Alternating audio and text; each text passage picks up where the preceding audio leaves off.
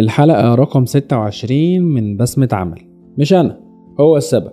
في نوع من الموظفين عمره ما بيقول أنا غلطت. لو المشروع اتأخر لكن الفريق ما سلمش في ميعاده، لو عميل اشتكى القسم التاني هو السبب، ولو المدير سأل أول جملة يقولها مش أنا.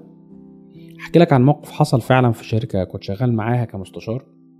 كان في مشروع كبير متأخر عن ميعاده والعميل كان غاضب جدا مننا. الموظف المسؤول عن جزء أساسي فيه قرر يرمي اللوم على زميله اللي في الأجازة. المشكلة بقى كانت فين؟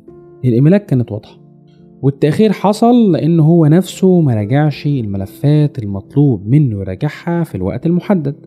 لما الإدارة عرفت الحقيقة فقدت الثقة فيه، مش بس كموظف لكن كشخص يعتمدوا عليه.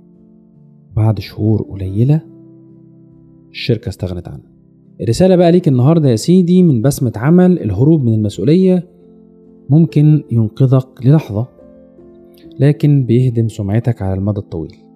وأنا عندي كود كده ورسالة مهمة دايما مؤمن بيها، إن أهم عايز أقول إيه مهارة أو يعني سكيلز، لو اتكلمنا بقى بالجزء المهاري، أو اتيتيود سلوك، هو سلوك المسؤولية عند الموظفين ومن قبلهم المديرين.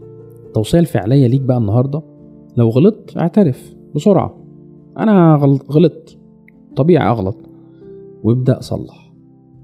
تحمل مسؤوليتك قبل ما تشيلها لغيرك.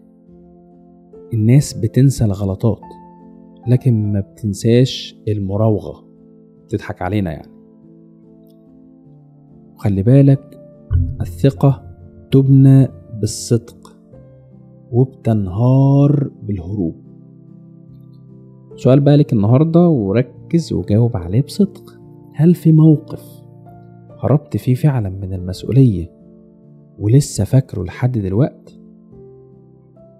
أشوفكم في حلقة جديدة من بسمة عمل.